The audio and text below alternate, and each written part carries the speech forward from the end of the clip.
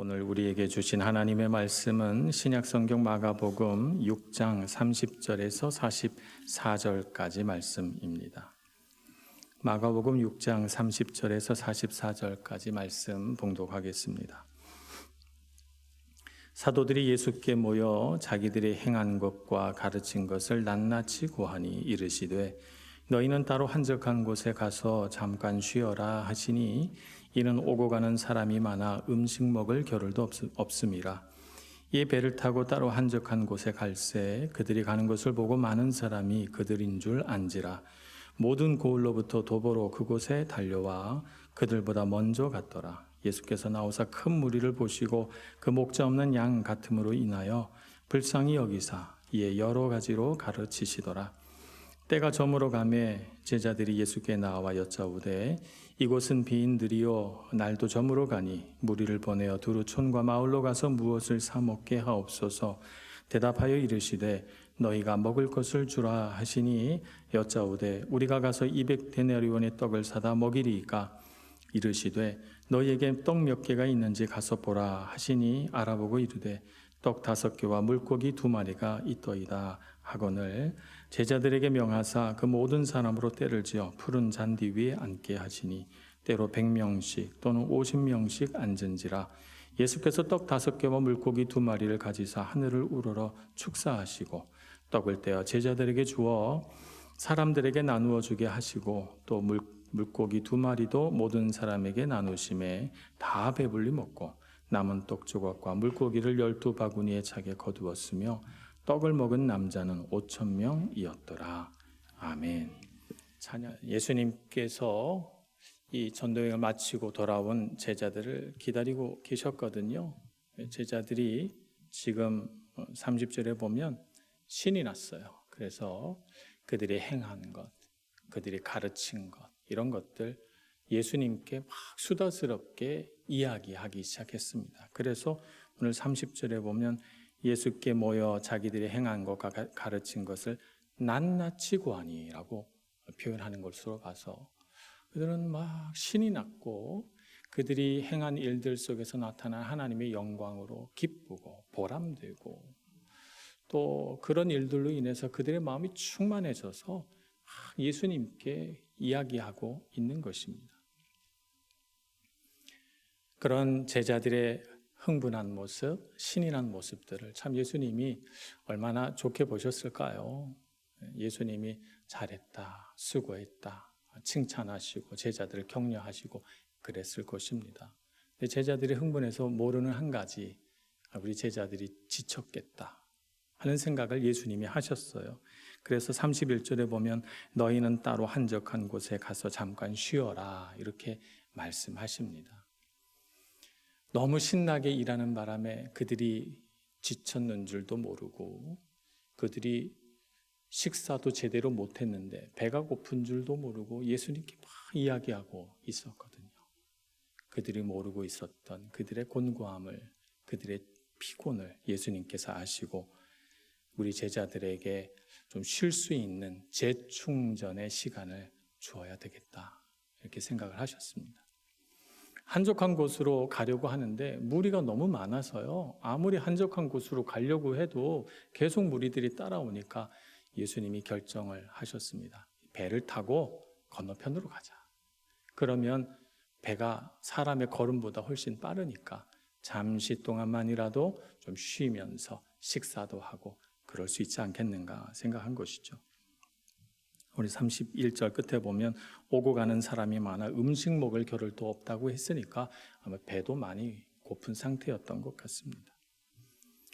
그래서 오늘 이야기는 배를 타고 한적한 곳으로 이동한 이 장면에서부터 오늘 이야기가 시작이 됩니다.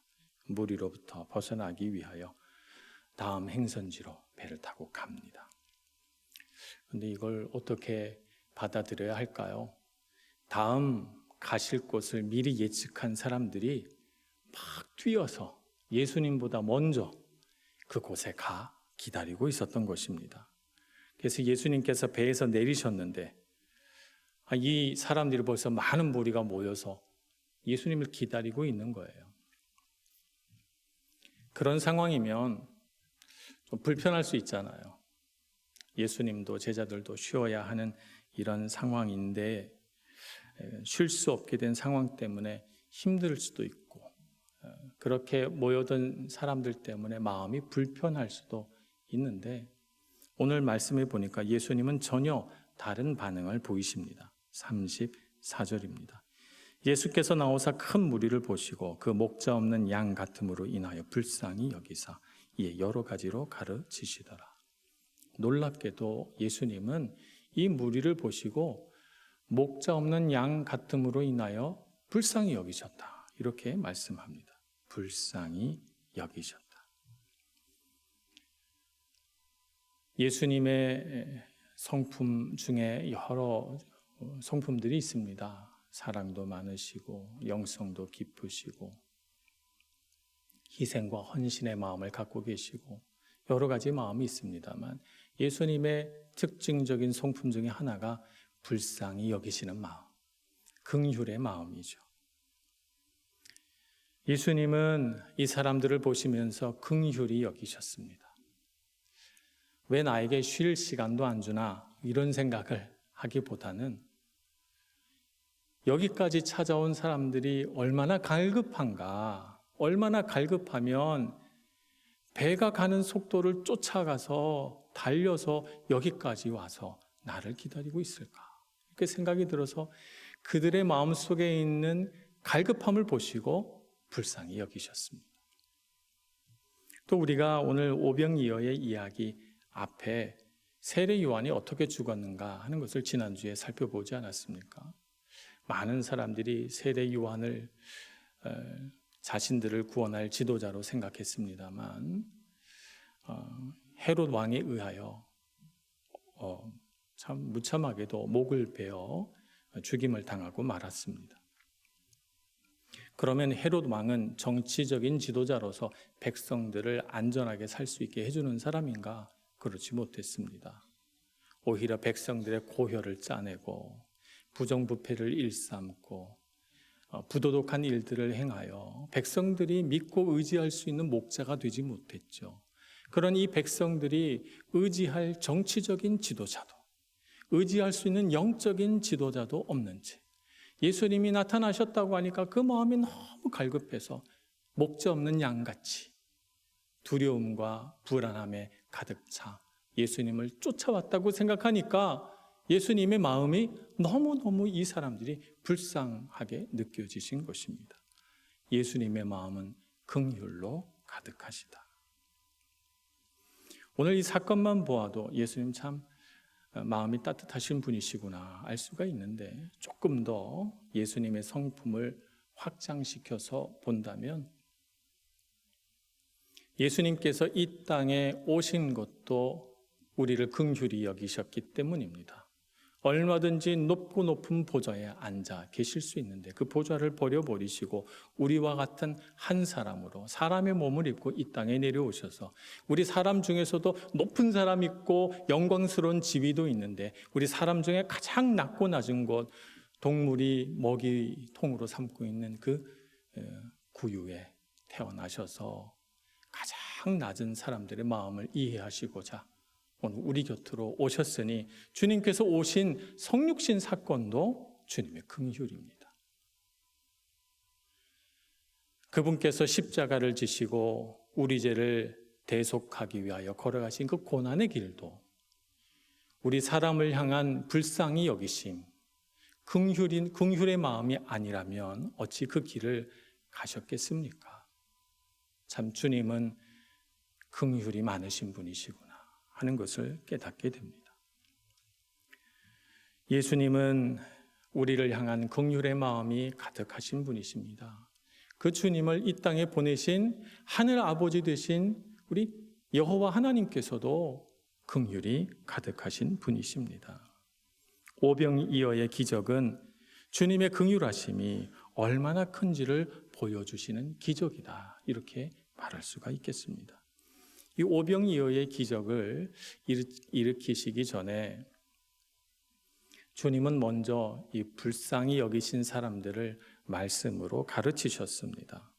그러니까 예수님은 우리가 배고픈 것도 아시고 먹어야 된다는 거 잘 아시는데 그것보다 더 중요하게 생각한 것은 영적인 필요를 채우는 일이셨다. 이렇게 우리가 볼 수가 있겠습니다. 사람이 영적으로 배부르면 육체적으로 배부른 것을 균형 잡히게 받아들일 수가 있어요. 이만큼 먹으면 됐다. 만족할 수가 있어요. 영적으로 채워진 사람은. 근데 거꾸로 영적으로 채워지지 않았는데 육신의 배부름만 있는 사람은 먹어도 마음이 허해요. 영적으로 정신적으로 만족함이 없으니까 육신의 배부름으로 해결하려고 하니까 이미 충분히 먹었는데 또 먹어요. 뭐가 부족한 것 같으니까. 그것이 육신의 부족함은 아니거든요. 영적인 부족함이고 정신적인 필요 때문에 그런 건데 육신이 배부른 상태에서도 계속 먹어요. 만족함이 없으니까. 우리의 인생을 육신의 배부름을 채우고 영적인 배부름으로 나아가려고 하면 굉장히 어렵습니다. 오늘 어떻게 살아야 됩니까? 예수님께서 보여주신 것처럼 영적으로 먼저 채워진 사람이 균형 잡히게 먹고 건강하게 소화하고 만족함과 평안을 누리게 되는 것이죠.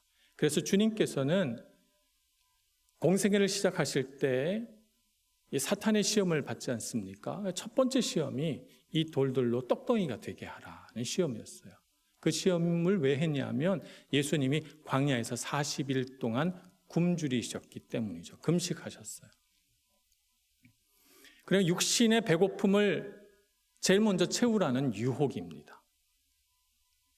주님께서 이 사탄의 유혹에 어떻게 대답하셨습니까? 마태복음 4장 4절입니다. 사람이 떡으로만 살 것이 아니요 오직 하나님의 입에서 나오는 모든 말씀으로 살 것이니라. 이렇게 말씀하셨죠. 사람이 떡으로만 살 것이 아니래요. 떡도 필요합니다. 먹어야 살지요. 예수님이 그것을 결코 소홀히 생각하지 않으십니다. 그러나 순서를 바꿔서는 안 된다는 것입니다. 하나님의 말씀으로 채워진 자가 진정 배부른 삶을 살아갈 수 있다는 것이죠. 그러니 여러분, 우리가 주님 앞에 나왔을 때 우리의 영적인 갈급함을 먼저 알아야 되겠습니다. 주님, 내 영의 배고픔을, 내 마음의 굶주림을 채워주옵소서. 기도하시고 채움 받으시는 여러분들 되시길 축복합니다. 그러나 동시에 주님은 우리 인간의 물질적 필요도 아시죠. 그리고 그것을 채워주기를 원하십니다. 그래서 오병이어의 기적이 일어나는 것입니다. 오병이어의 기적을 통해서 우리의 물질적 필요를 채워주실 때 우리가 꼭 알아야 될 것은 하나님이 우리의 필요를 아신다는 사실입니다. 마태복음 6장 31절 32절의 말씀입니다.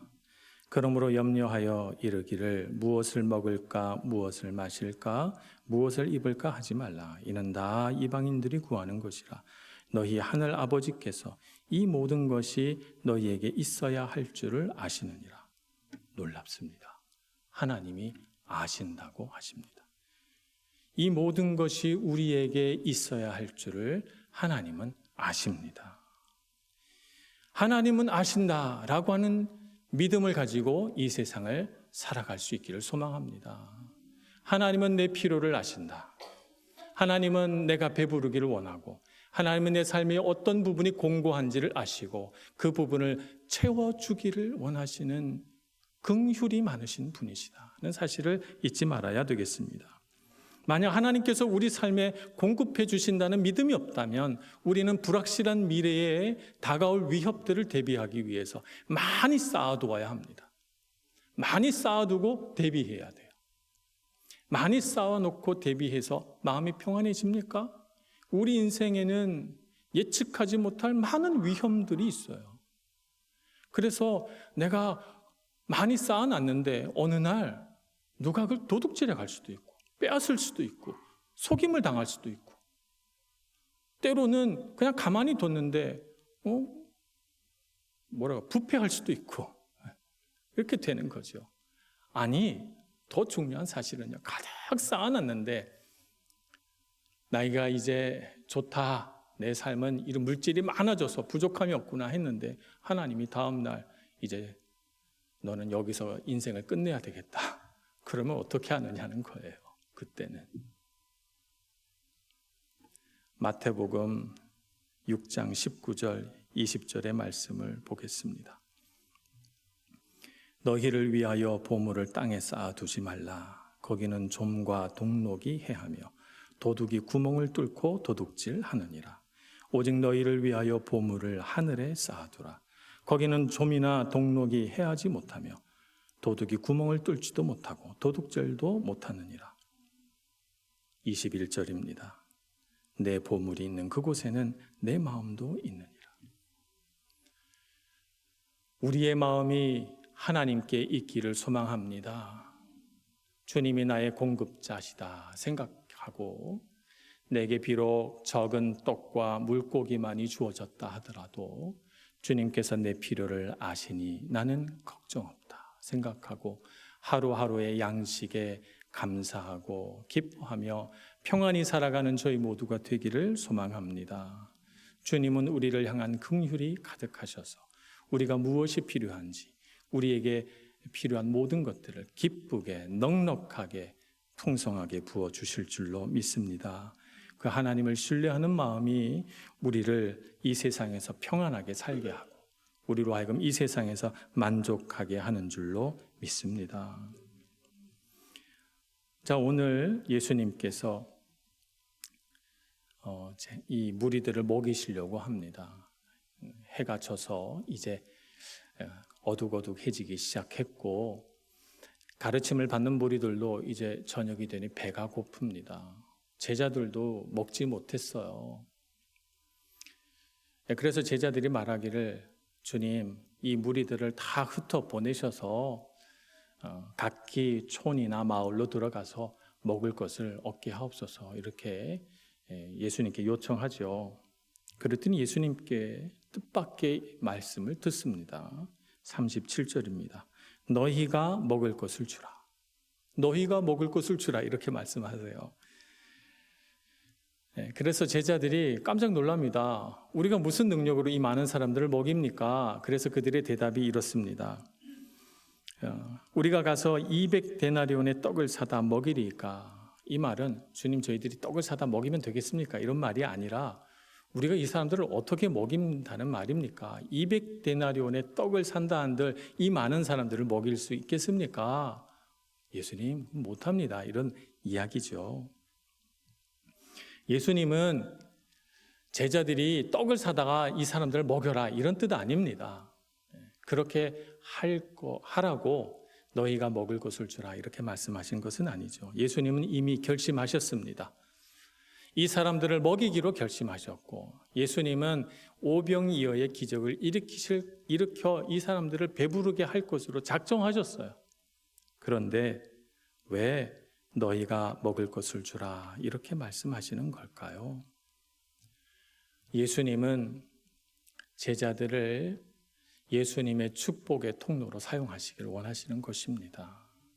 그래서 제자들이 예수님의 마음을 알고 그 마음에 공감해서 예수님과 같이 긍휼히 여기는 마음으로 그들에게 나아가고 그래서 예수님이 베푸시는 그 능력, 예수님이 베푸시는 놀라운 기적들을 세상으로 이 무리에게로 흘려보내는 동력자가 되어달라고 지금 요청하고 있는 것입니다.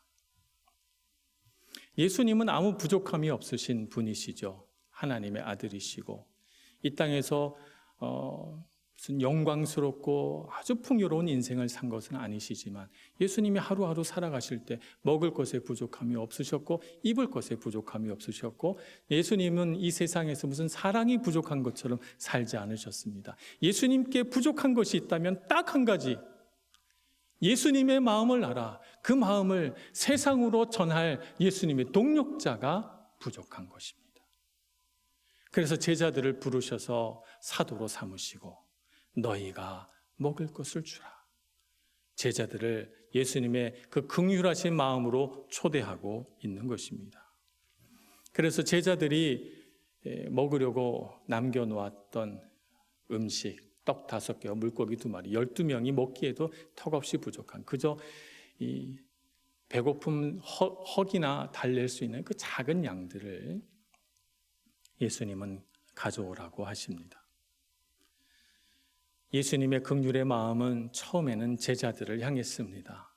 제자들에게 재충전의 시간, 제자들의 그 배고픔, 이거를 긍휼의 마음으로 채워주시려고 하다가 예수님의 눈에 이 무리가 들어옵니다. 그 무리의 갈급함을 보시고 그들의 영적인 배고픔, 육신의 배고픔을 채워주려고 합니다.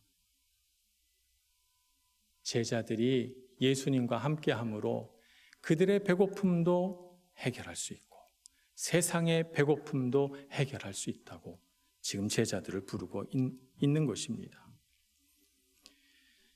아직도 식사를 하지 못한 제자들에게 이 작은 떡과 물고기, 그것을 달라고 하시며 무리를 위해 기꺼이 기쁘게 내놓을 수 있는가라고 물으셔서 그래서 너희가 먹을 것을 주라 라고 말씀하고 있는 것입니다. 진정한 풍요는 움켜쥐는 데 있지 않습니다. 자신의 것을 나누는 데 풍요가 있습니다. 우리 인생의 진리는 움켜쥐면 작아지고 나누면 많아진다는 것이 있습니다. 여러분, 마음도 그렇습니다. 마음은 내 마음만 움켜쥐고 살면 자꾸 작아지고 마음을 넓게 쓰면 점점 더 우리 삶은 풍요해집니다. 물질도 내가 쓰려고 움켜쥐면 자꾸 작아지고 작은 물질이라도 나누면 오병이어의 기적이 일어납니다. 그러므로 우리는 우리의 쓸 것, 우리의 쓰기에도 부족한 것을 주님의 손에 내려놓는 믿음이 있어야 되겠습니다. 주님 손에 내려놓으면 주님의 능력을 통하여 놀라운 기적이 일어날 것입니다. 떡 5개가 5,000명, 남자만 5,000명이니까 여자까지 합하면 10,000명이 넘을 숫자입니다. 떡 5개가 10,000명 이상을 먹일 엄청난 식량이 되며 물고기 2마리가 이 10,000명을 먹이고도 12광주리에 담길 만큼 넉넉하게 넘치는 식량이 된다는 것이죠. 예수님 안에서 일어나는 기적을 우리도 맛보기를 소원합니다. 이러한 기적은 무리들을 위하여 만들어진 기적이 아닙니다. 실제 이 기적의 혜택은 그 자리에 있는 많은 무리들이 누렸습니다. 50명씩 100명씩 앉아서 이런 떡이, 이런 물고기가 어디서 났단 말인가 신기해하면서 그들이 먹었겠지만, 그러나 도대체 이런 식량을 어떻게 준비했는지 그들은 알 까닭이 없습니다. 이 기적을 아는 사람은 누구입니까?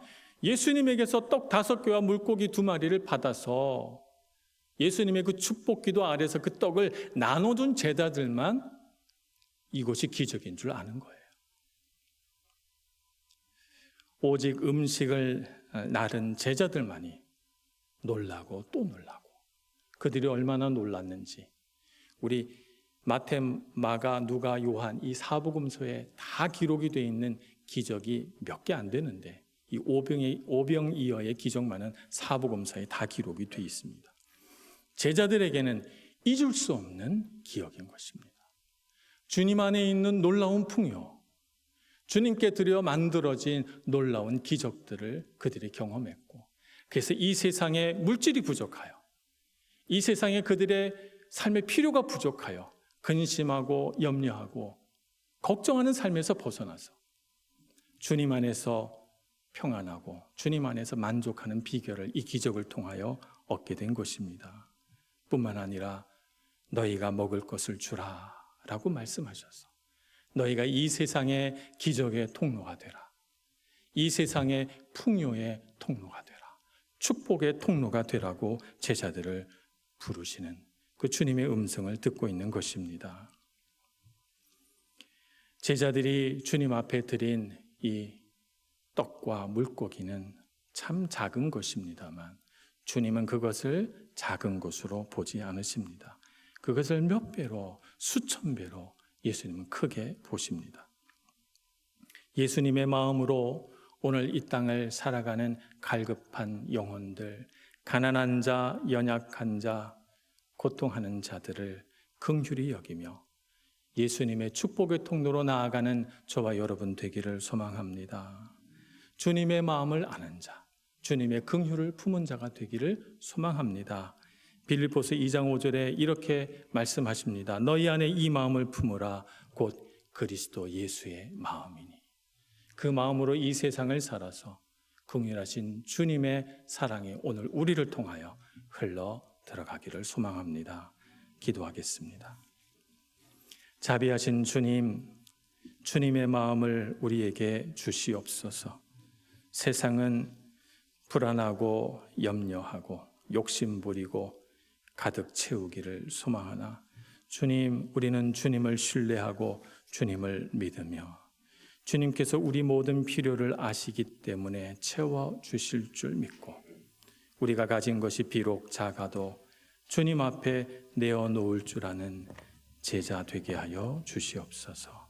이 세상에 고통하며 슬퍼하며 살아가는 사람들에게, 갈급한 영에게 하나님의 사랑과 은혜를 공급할 축복의 통로로 저희들을 사용하여 주옵소서. 예수님의 이름으로 기도합니다. 아멘.